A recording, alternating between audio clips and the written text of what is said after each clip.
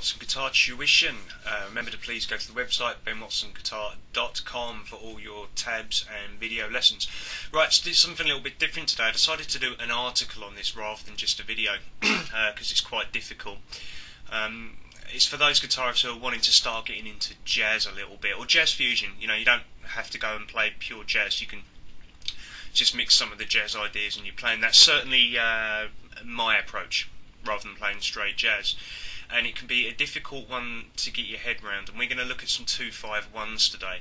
And if you've read the article, you would know that specifically we're going to talk about the 5, or in the key of C, a G, which we're going to alter. Yes. Which means to use a flat 5, a sharp 5, a flat 9, or a sharp 9 in that. Now, again, if you're up on your theory, you should know that if you change a note in your chord, you have to change a note in your scale, and so on and so forth. So the altered scale contains the flat 5 and the sharp 5 and the flat 9 and the sharp 9, so you can use that scale over any of those altered chords. Now, I'm being really simplistic today with this, so like if you know a little bit about jazz, you probably know what I'm talking about. If you know nothing, this is a really good place to start to get those lovely tensions going on.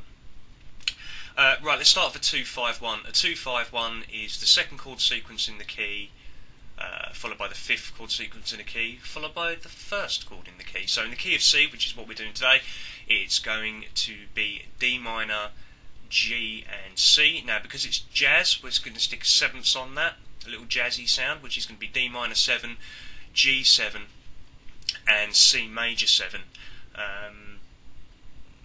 Again, if you're not 100% sure on that, I'll put another article online about 7ths. I think that's the best way to do that. So on the G, we're going to turn it into an altered chord. Now we're not worried about the chords at the moment. We're just talking about the scale, and the scale's a little difficult to get your head around because it's not easy.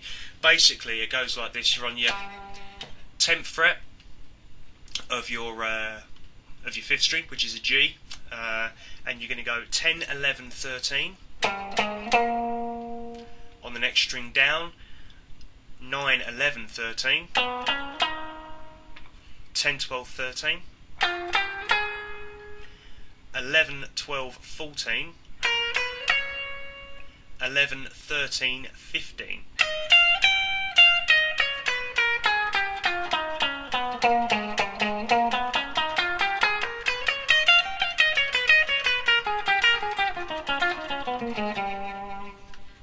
Right, so that's the scale. Now we're going to come on to licks again in a moment, but just remember that this scale is only used over altered chords. If you try and bust this out anywhere, it's not going to work.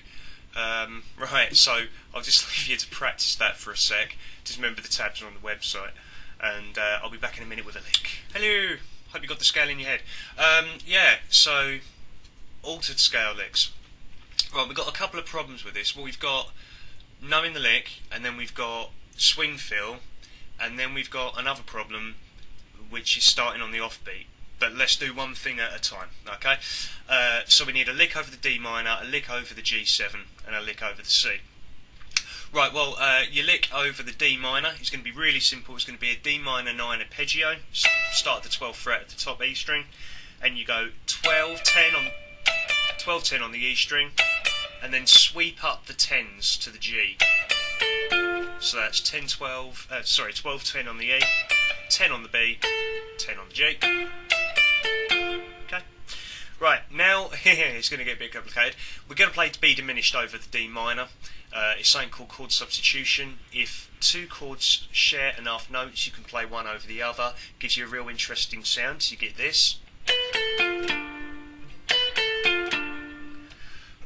Excuse me, so that's 12, 10 on the B, 12 on the G, and 12 on the D. And that's what you get if you put both of those together. Right, now next one is the altered lick. I'm going to make this one a bit simple. It's the 12th fret of the G, and you go 12, 10, 13, 11 on the D string, back to the 10 of the G, If I'm going too fast for you, remember tabs are on website. 13, 11, 9 on the D, and then finally finish on the 10 of the D. Like that. On the C, you're going to play a C major 7 arpeggio, 10th fret of the D, 9 of the G, 12 of the G, 12 of the B, 13 of the B. So all together.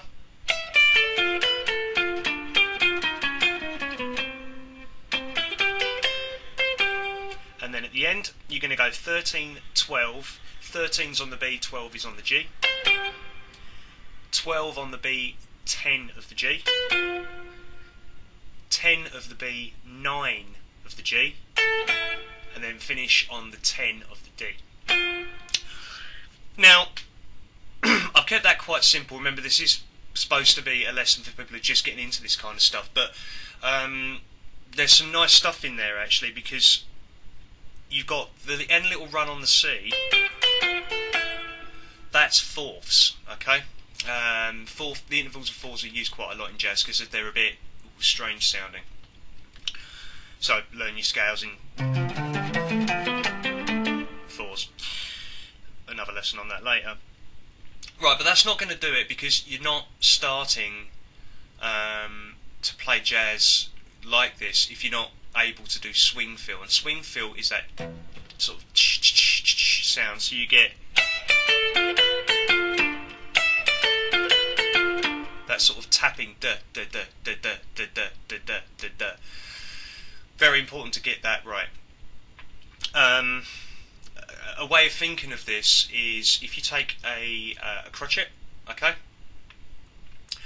and you turn it into two quavers. One of them's the first note is a dotted quaver, and the next one's a semi-quaver, so you're not getting two quavers going duh, duh, it's duh, duh, duh, duh, duh, duh, like that. It's a good way of thinking of it.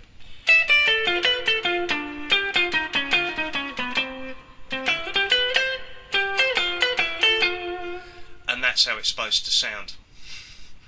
Right, give it a try, and I'll just get ready to record it so you can hear it in a sec. Right, here we go, it's a full lick. So how I'm going to play this is I'm going to play it in swing fill, and the other thing I'm going to do is play it on the quaver after the bar, so not on the one, but on the and after the bar.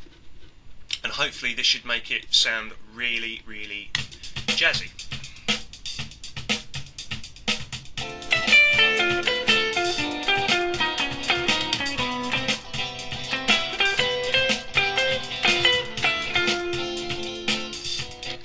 Okay, there it is. I know this has been a little bit long-winded, this one, but just remember, learning the altered scales is not enough. You've got to play in swing fill, and you've got to experiment with how you're going to play around the beat, not on the beat, around the beat. Now, I have to say that I don't play a lot of straight jazz. I tend to play a lot of jazz fusion and things like that. I like my Martin Miller stuff, for example. Not so much Frank Gambale, but things of that nature. The modern fusion players, anyway. And they don't use a lot of swing, and they don't use a lot of off the beat stuff as much as the classic jazz players. But if you want to sound jazzy, you've got to start thinking about that. So the reason this has been a bit long-winded, a lot of people think it's just about the old scale, and it's not. But anyway, find all the tabs on my website, and happy jamming.